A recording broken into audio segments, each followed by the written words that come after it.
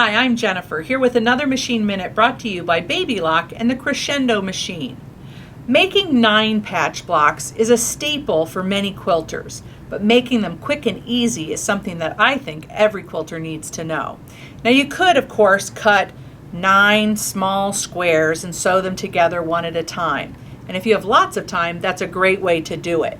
But I'm going to show you a quick and easy way to strip piece your 9 patch blocks that makes it so simple to make several in a hurry. Now, to begin with, my blocks have finished size of 1 inch square in the center. And so I cut strips of fabric at 1.5 inches wide.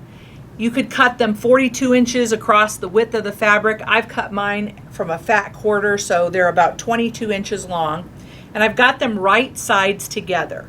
I'm going to sew down one long edge of those strips. So to begin sewing, you can either use your regular presser foot, or if you have a 1/4 inch presser foot with a guide, that can be helpful as well. I like to position my fabric along the edge of the presser foot and move the needle so that I get that perfect 1/4 inch seam. I always start with a little leader strip in there so that I get a nice smooth start at the edge of my fabric. And then sew at a medium speed, trying to keep your seam allowance as consistent as possible for a 1/4 inch. Now I'm using the side of the foot as my guide.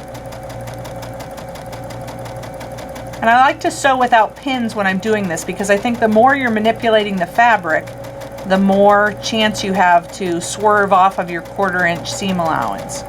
But if I needed to stop and readjust my fabrics, I could just have the needle down in the fabric, realign my edges here, and start again. So I'll sew all the way down that strip, and then I'm going to press the seam allowance toward the darker of the 2 fabrics. Once that seam is pressed, I'm going to add another strip of the blue color to the opposite side. So it'll be blue, orange, blue once I press it open. And I'll align that edge, and again, using my little leader to get started, adjust and make sure my edge is right along my 1/4 inch, and start sewing down that edge.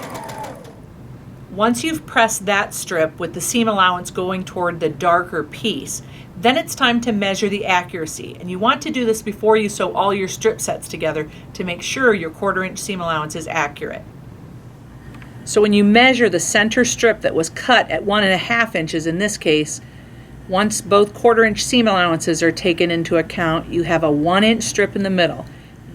So one common problem after you've pressed is you'll go to measure this and see that your center strip doesn't equal what it should. In my case, it should be a 1 inch strip because I cut it at 1.5. So what's the problem? Often it's not where your seam is set. You have a 1/4 inch seam, but you'll miss pressing it all the way open. So you can see here, there's a little fold in the fabric. I didn't get it pressed all the way open, and that accounts for the difference. So careful pressing is important, and you can use your fingers to sort of open that seam before your iron gets to it, or you can use the tip of your iron to make sure you press that seam nice, open, and flat so that you're getting an accurate measurement when it goes to testing to make sure that you've got your 1/4 inch seam allowance set accurately. Now you're ready to make multiple strip sets. You'll make some with 2 darks and a light in the center, and others with 2 lights and a dark in the center. And that's how you get the variation needed for the 9 patch. So when you cut those into smaller pieces, if your strips were 1.5 inch wide, you'll cut segments from that strip 1.5 inches wide as well. And you'll pair 2 of one with the opposite one in the center, and those are the 3 pieces you'll use to complete your 9 patch. We'll first start by sewing 2 pieces together. And you want to line up those seam allowances, and that's why it's important which direction you've pressed them. So you can see when you put these pieces together, the seam allowances, because they're pressed toward the dark fabric, go in opposite directions. So when I give it a little tug, you see how those seam allowances will nest right up against each other and give you a nice intersection where the two meet. Then it's time to sew those pieces together. Again, I like to start with a leader cloth and just guide the pieces in, being careful to keep that 1/4 inch accurate. Now you can chain piece here. You don't have to lift your presser foot. You can just have the next set of pieces ready to go and keep on stitching pairs together.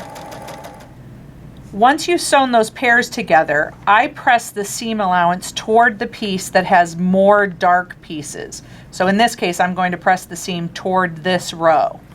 Then I'll be ready to add the remaining piece to the opposite side. And again, I'll line up my seam allowances so that they nest and be ready to sew the final seam.